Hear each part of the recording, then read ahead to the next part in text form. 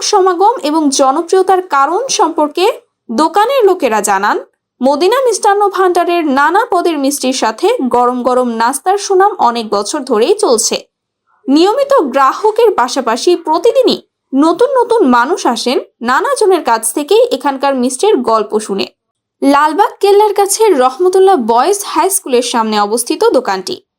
৪৮ বছর আগে মদিনা মিষ্টান্ন ভান্ডার প্রতিষ্ঠা হওয়ার পর অল্প সময়ে গ্রাহকদের মন কেড়ে নিয়েছিল এখানকার নাস্তার স্পেশাল সবজি ভাজি।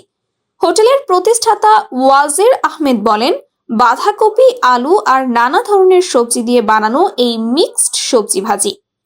শুরুতেই হোটেলের জনপ্রিয়তা বাড়ানোর পেছনে এই ভাজির অবদান অনেক। কয়েক ঘন্টার মধ্যেই শেষ হয়ে যেত এটা।